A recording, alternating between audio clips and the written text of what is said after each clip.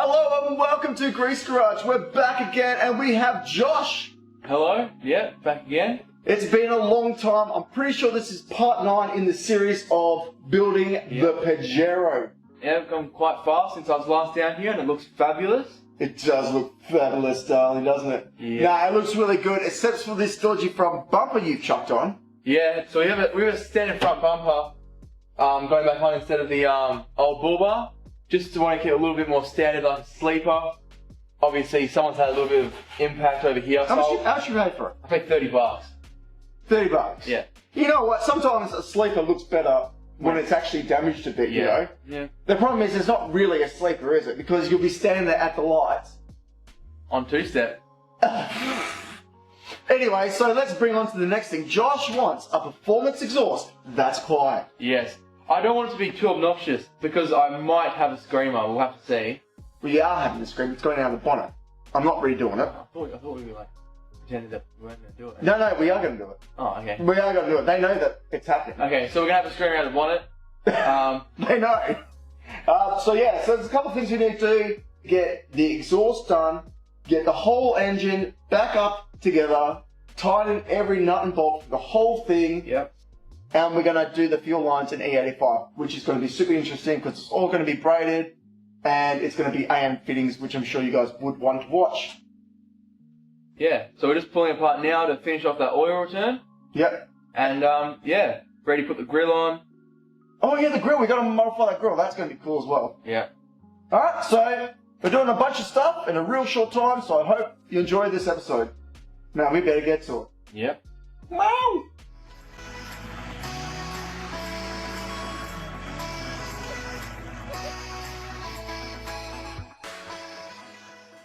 Now on the last episode, we mounted up the power steering pump and a lot of you guys want to know more about this setup and why we are doing it. So we're going to go over that first. So I got the power steering in, that's looking good, and I can wobble that around and it's not hitting anything. Look at that, really wobble that around and it's not hitting anything. So that's a perfect spot for it. I will put up a wiring diagram here.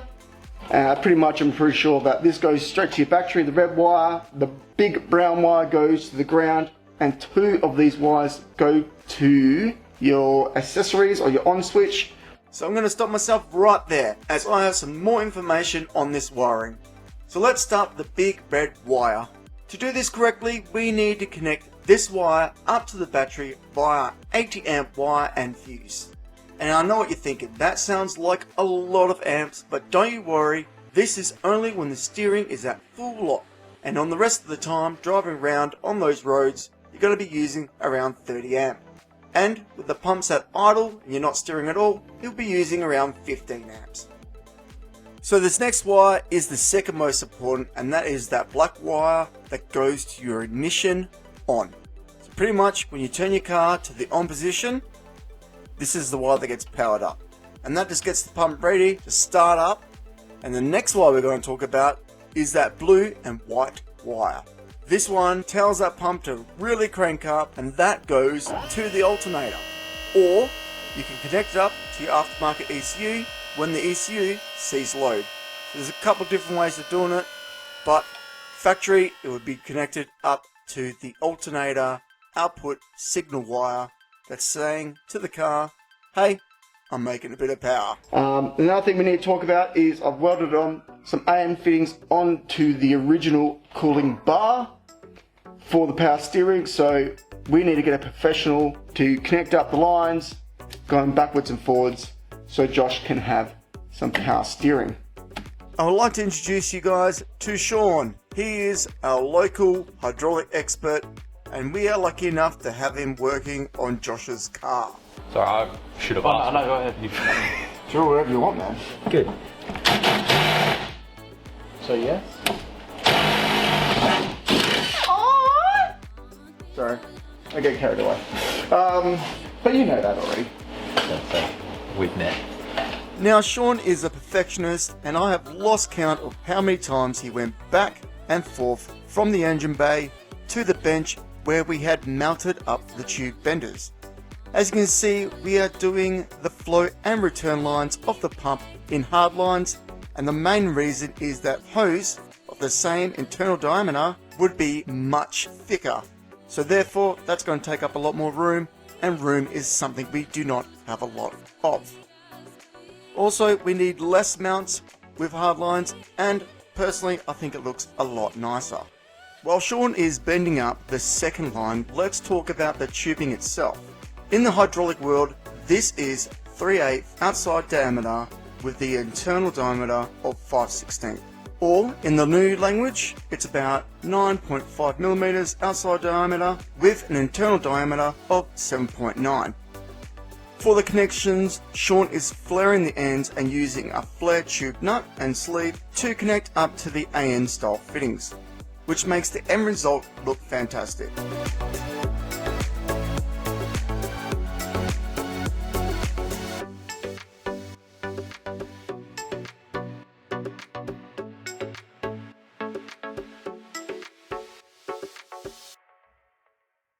Now that Sean has finished it up and it's looking great, let's get Josh onto the job taking off this manifold. And as you can see, he is so ecstatic about taking this off. I swear, he is glowing like some sort of animal. Like, he's just so happy. Look at that smile. We just love Josh, don't we? So after all that moaning and groaning, Mr. Lion has finally got that manifold off, which means the next step is to get the fuel rail off with the fuel injectors. As you can see, we're just going to take the whole thing off of one piece, and that's going to make it a lot easier to get to the ends so we can change them over to the new fittings.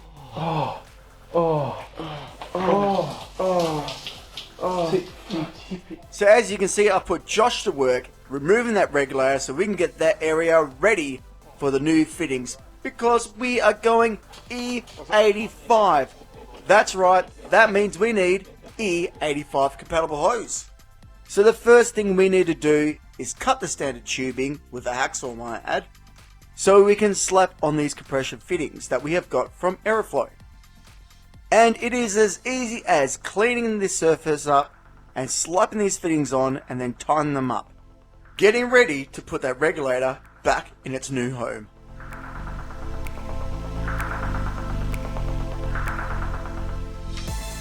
And look at this spread of fittings. Unlike other brands, Airflow has never let me down. Hence why we are going mad on the Airflow 200 and 570 series fittings.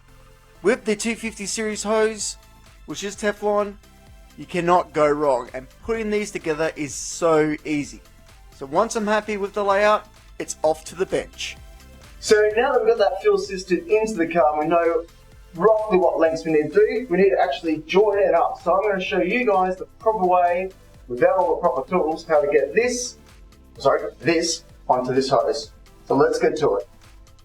Now we're going to do this step by step, so you guys watching out there is no need to second guess. This is how you do it. So the first thing we want to do is put some tape on. We are using electrical tape, but it would be better to use a tape that's more firm, as we want to stop the braid line flaring out at this stage.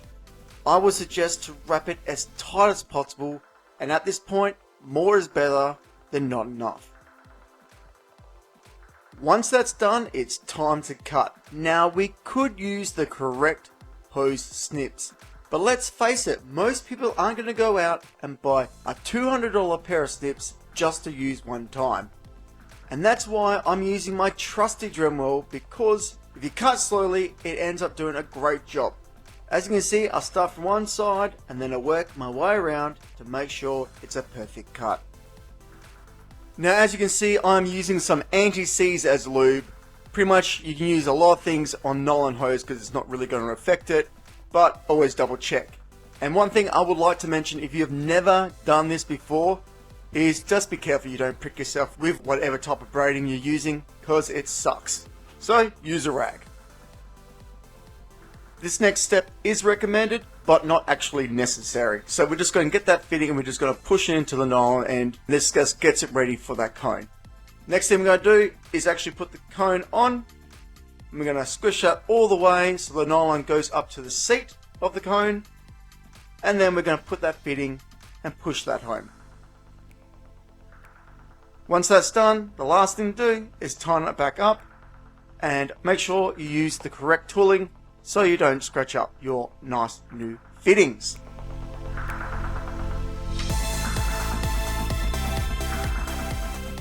And that's how easy it is. Pretty much now we just take it back over to the car, we find out the length that we need, chop it up, put a new fitting on, and we just keep going until we've done every single one. Now we're going one extra step on these fuel lines, and that is putting some extra protection on these so we have some peace of mind. This is so we don't have to worry about vibration, rubbing, and temperature on the fuel lines. So as you can see, we're using some aeroflow heat shield, and this stuff's fantastic. I use it all the time on all my projects. So once we've done all the lines, as you can see, they're looking good, but last thing we need to do is flush them. So because we cut the metal tubing, that means we've got metal in the actual fuel line, so we have to flush that out. So the things we're doing is we're going to flush the hoses out individually, and then we're going to flush out the fuel rail, and then flush out the line to the regulator. And then the regulator back to the tank, we're going to take a line off near the tank, and we're going to flush it out too. So the whole thing is ready to start. Now I can't remember, we've been so busy, I can't remember if we've talked about Josh's auto wire, but obviously we need to connect it while he still has that automatic transmission in. So, cool little thing, as you see, I've chopped it here, put some heat on it, pushed it down so it's sticked on there, so that's good, so we're shorting the actual length, and then I've cut the cord. Now what I'm using, and I think this is pretty ingenious, is one of these, and I've just drilled a nice little hole in it. I will zoom up on that, and we are going to put a little screw in there, prop screw, and that's it. Easy done. Very happy. Let's get to it. So like a lot of things on this car, we go do something, and then bam, it doesn't fit, and that is exactly what has happened with this one. So we have to grind the end of that knob down on that bolt, and also we have to take a bit of the thread off the bolt as well. So I did learn a trick, and what you can do is you can use a pair of these and you can actually snip the thread, but I've actually done it upside down, so therefore I've stuffed my snips, so don't do that. And obviously to grind the head down, we are using the bench grinder, and just slowly taking off a little bit until I'm happy and it's going to work. So now we know that throttle cable is working correctly, we're going to go to Josh because he is chopping up that grill. So we are using multi-purpose thinners to clean this bad boy grill because it is very dirty from all this forward driving. So I'll just clean it up so we get a good tape line.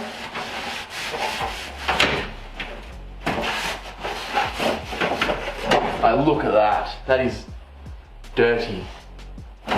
So now that Josh has cleaned that up with thinners, he can now put some tape, and the reason why we're using this thick tape is so we can work out how far away we need to chop.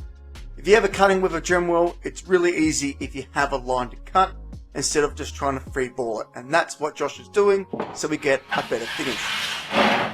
After we taped it,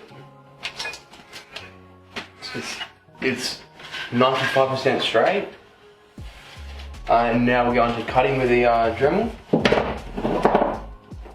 So for you guys at home wondering what we are using to cut this plastic, we are using Dremel's plastic cutting discs. Pretty self-explanatory, they cut plastic.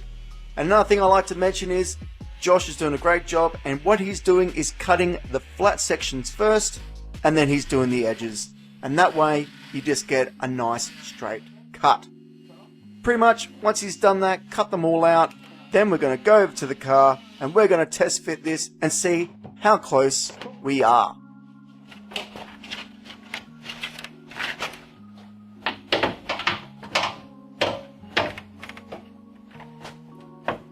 No, just get a pen and see where you need to take some more out.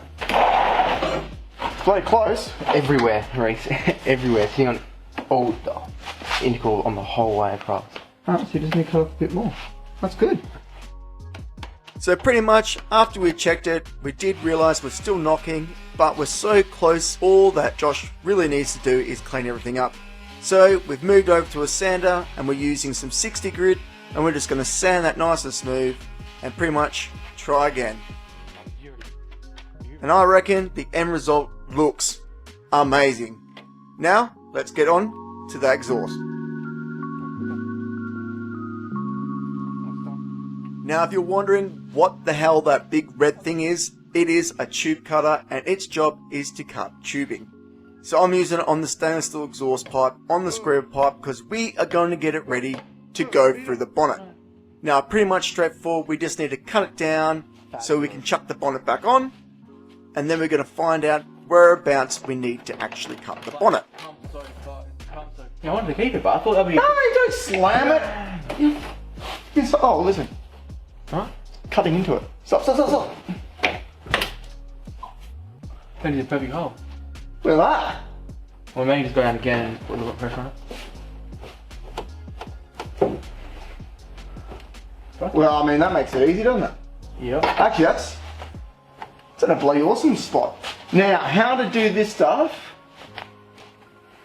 is you get the next size up, you get it really hot, and melt through it. Get this really hot? No, get a piece of metal pretty hot, and then you melt through it. I'll show you. So now that we've got that mark there, I need to make a pilot hole for the whole saw. And then once that's done, we need to get rid of all the extra underlay on this bonnet. And I've got an idea. Let's see if it works.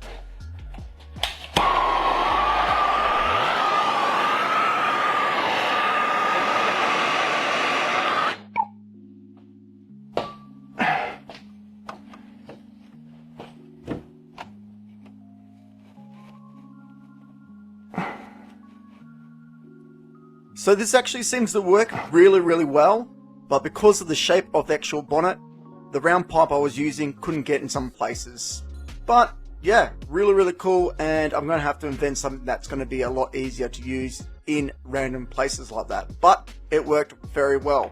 So the next thing we got to do is take this bonnet back off and cut a big dirty hole in it. More for cutting tiles, but...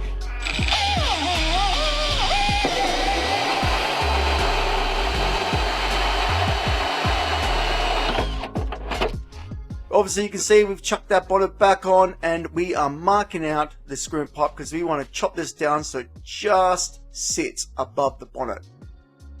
So how we're doing that is we're putting it in the bandsaw to cut it up, and then once we've done all that and it's looking good, we put it back on and Josh gives it a nice big lucky rub, and then we test fit it to make sure it doesn't hit the bonnet. See if it fits. Oh, mate, Josh, what are you doing, buddy?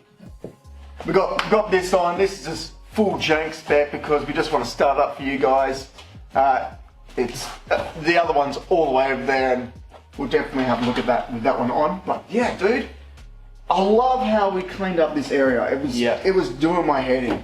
Yeah, all E85 braided lines, so should be ready for E85 once I do the pump and a few extra things. Yeah, he's got to do the pump and the back lines. A lot of people forget to do that. They just do the engine and then forget about the rest. Yeah. If you're going E85, you really need to run the appropriate hosing. And remember, the intake hose in the engine with the intake pump, that needs to be E85 rated as well. Yeah. But that's a special hose, so make sure you get that when you do it. But I mean, it looks good, so I reckon it's time to start it up. Start it up.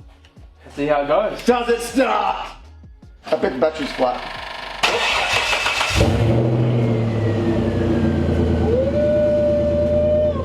Yeah, boy. Oh. Hey.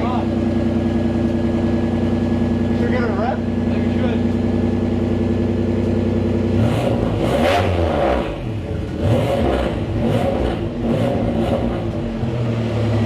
What's that opening up a bit? Good? Yeah. Alright, one big grab, that's it. Woo-hoo-hoo. Nice. It is super loud because it is just dumping at the front diff. Oh, I want to see if the turbo was spinning. Okay, ready? Yeah, you want to see? It won't run. Yeah, well. I don't know. Oh! Blow through it, blow through it. Oh!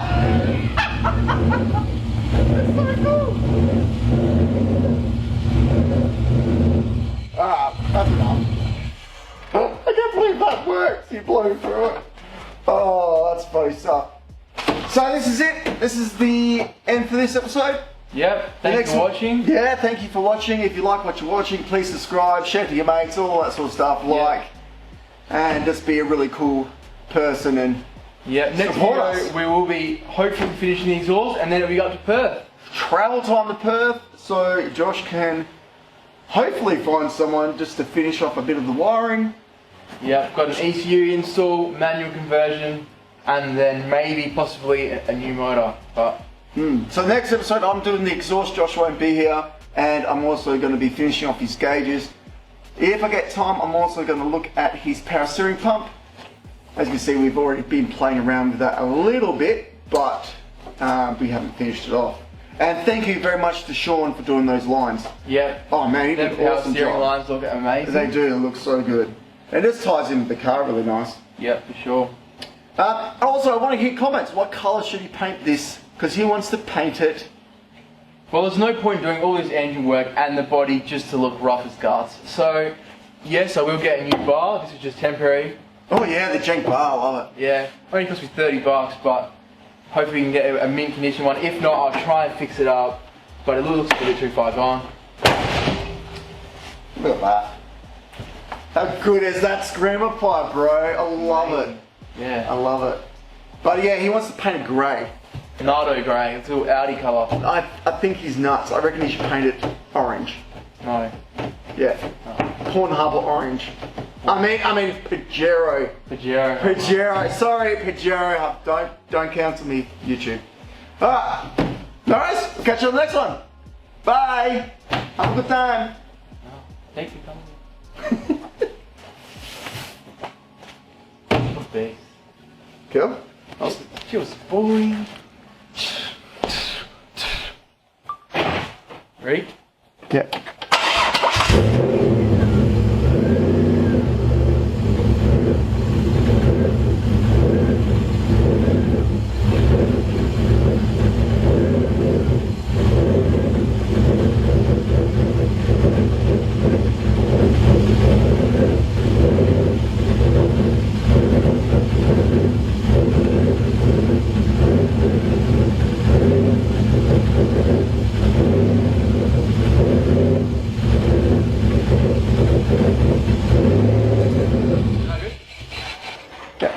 How good does that work? That's right. I was watching the wideband sensor. 10 to 1.